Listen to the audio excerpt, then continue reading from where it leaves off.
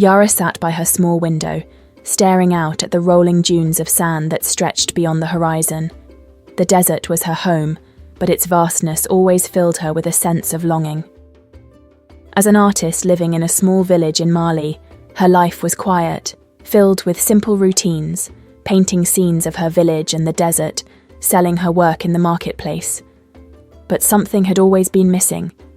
Yara felt disconnected from her past, from her heritage, and most of all, from the stories her grandmother used to tell before she passed away.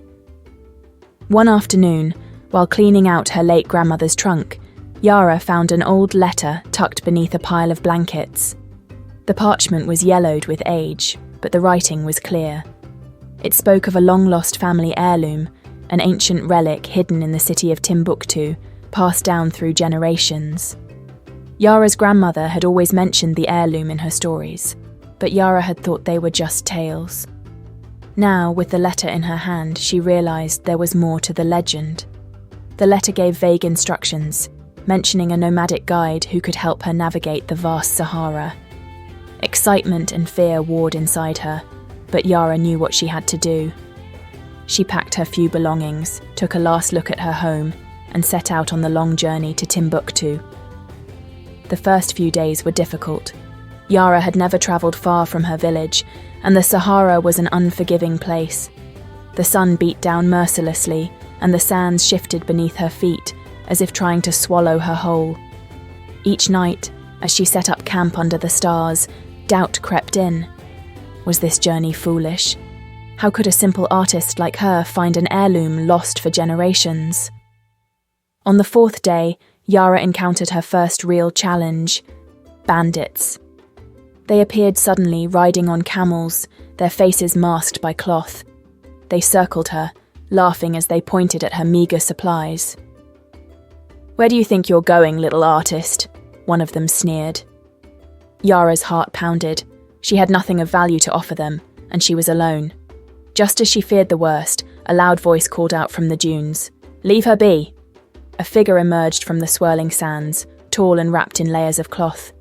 The bandits hesitated, then rode off, muttering curses. The stranger approached, pulling down his scarf to reveal a weathered face with kind eyes. "You shouldn't be travelling alone in the desert," he said. "This land is as dangerous as it is beautiful." Yara introduced herself and explained her mission. The man, who introduced himself as Kebe, a nomadic storyteller, nodded thoughtfully. "Timbuktu is a long way from here, and the desert has many dangers.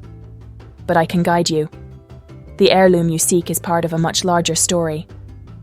As they journeyed together, Kebe told Yara stories of the Sahara, tales of ancient kingdoms, forgotten gods, and treasures buried beneath the sands. He spoke of the spirits that roamed the desert at night, and the mysteries of Timbuktu, a city said to hold knowledge from all corners of the world. Yara found herself captivated, not just by the stories, but by the idea that her family's heirloom was part of this rich history. Kebe also taught her practical skills, how to navigate by the stars, where to find water in the desert, and how to read the winds that carried the sands across the dunes. But the greatest lesson he imparted was one Yara hadn't expected: how to face her own doubts. "The desert tests everyone," Kebe said one night as they sat by the fire. "It strips away everything unnecessary, pride, fear, even hope, until all that's left is who you truly are. The key to surviving the desert is knowing yourself." Yara listened, her mind swirling with thoughts.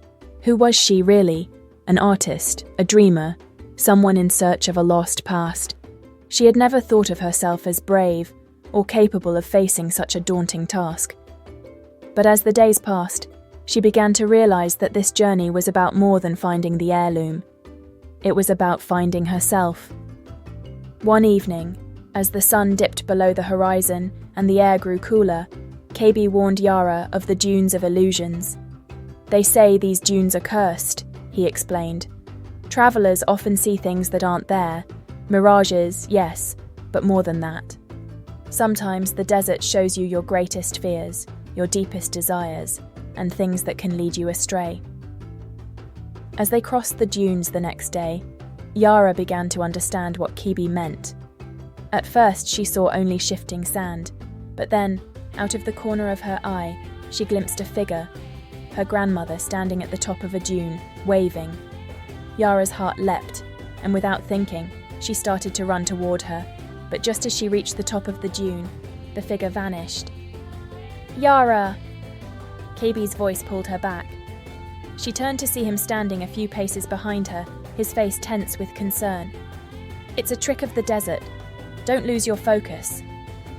Breathing heavily, Yara nodded, but the image of her grandmother lingered in her mind. What was the desert trying to tell her? Was she really chasing after the past instead of the future? After days of grueling travel, Kebe and Yara reached a hidden oasis, a place known only to the nomads. The clear waters shimmered like a jewel amid the vast sea of sand. As they rested and replenished their supplies, Yara met a group of nomads who were intrigued by her story. They told her of an ancient temple near Timbuktu, where travelers often sought guidance before continuing their journey. One of the nomads, a young woman named Zina, offered to take Yara to the temple. "The spirits of the desert will test you there," she warned.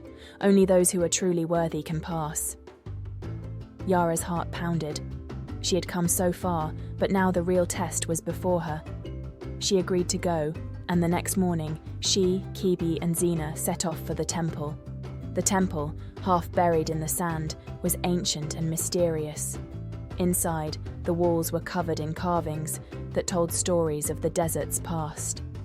As Yara explored, she felt a strange energy in the air, as if the temple was alive, watching her.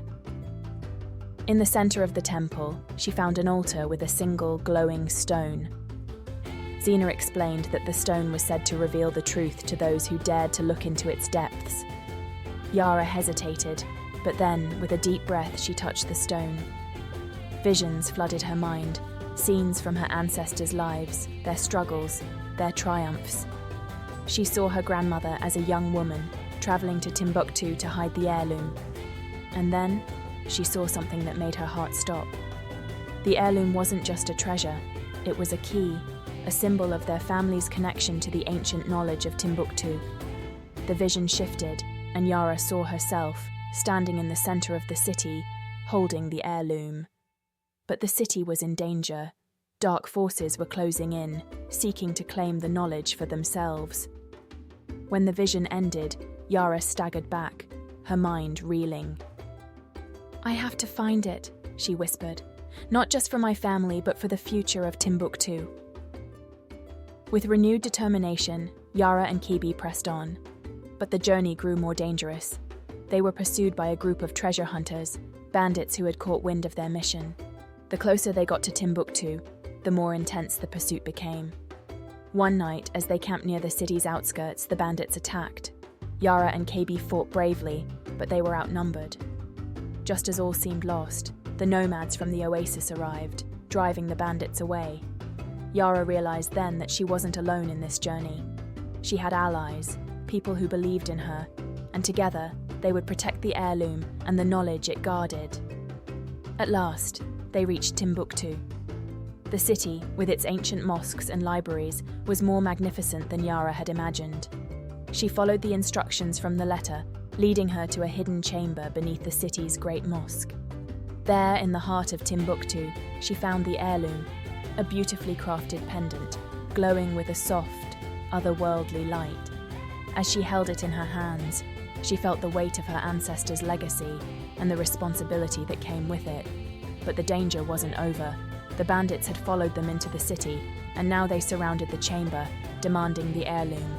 Yara faced a choice: hand over the heirloom and save herself, or fight to protect the knowledge it held.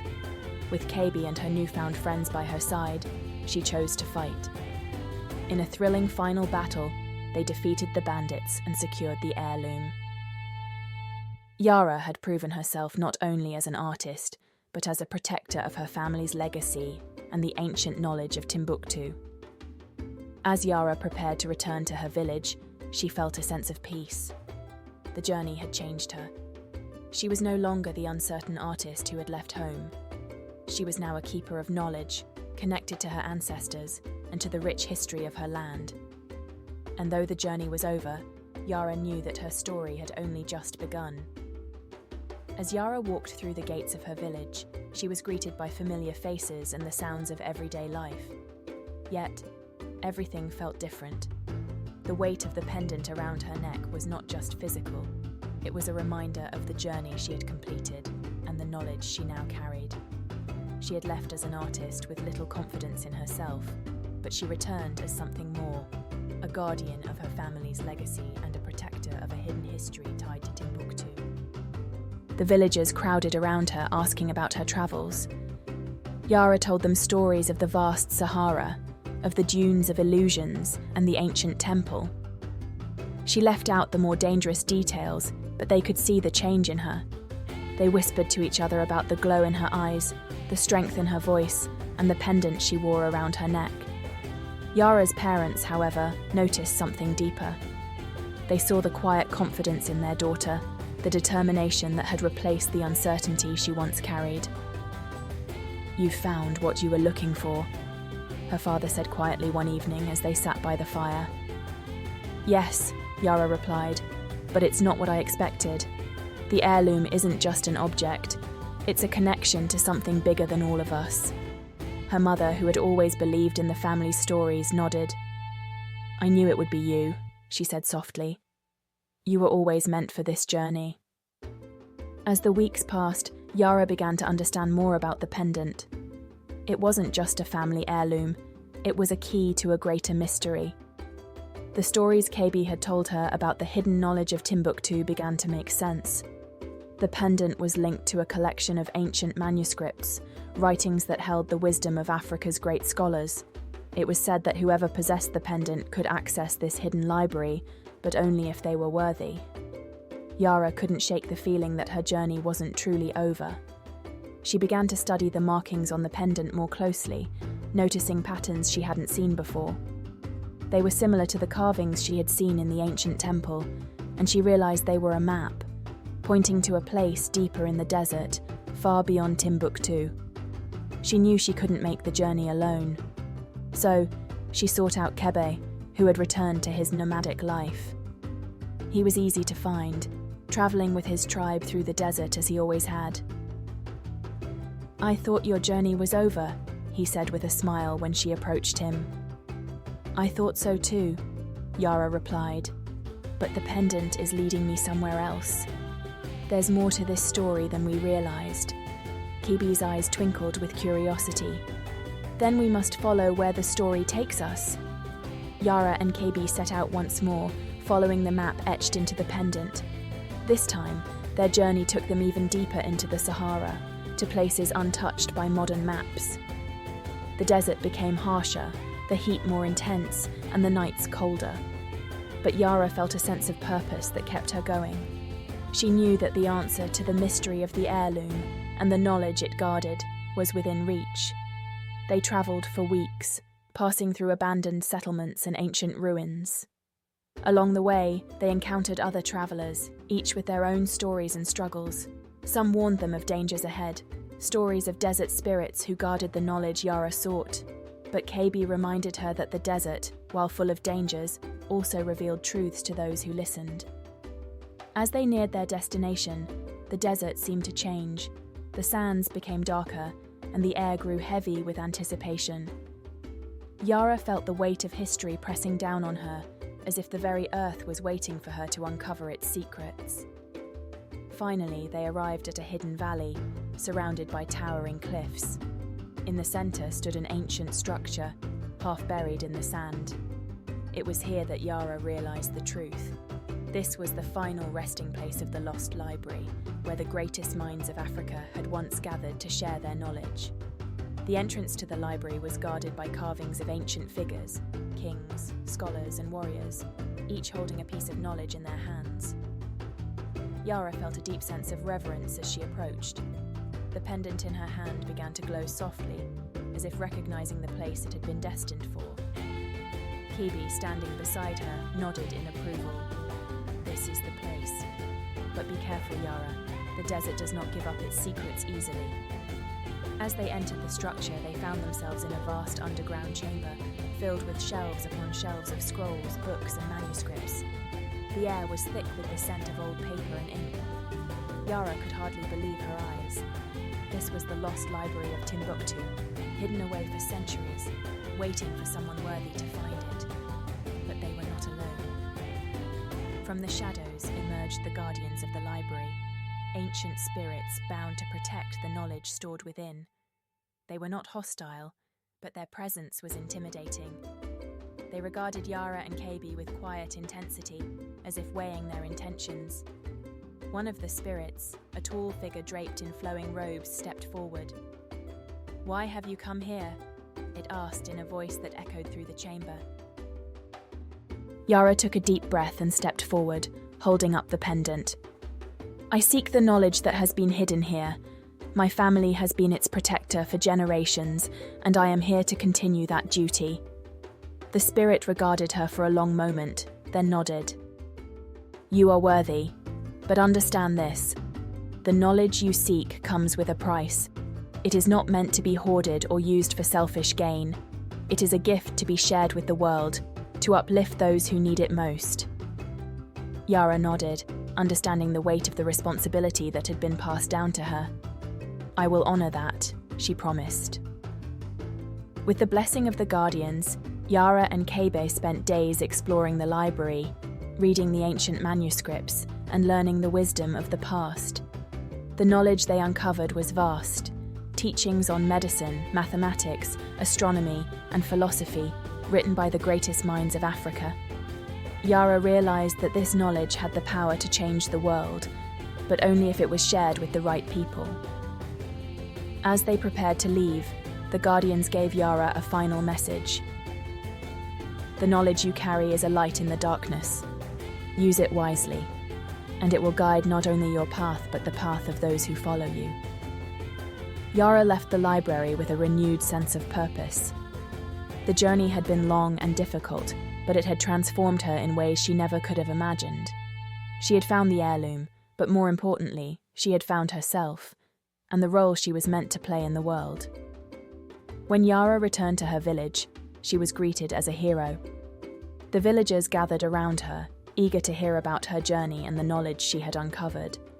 But Yara knew that the true power of the heirloom was not in the stories she told, but in the actions she took. She began to teach the children of the village, sharing the wisdom she had learned from the ancient library. She traveled to nearby towns, spreading the knowledge of the past to help improve the future.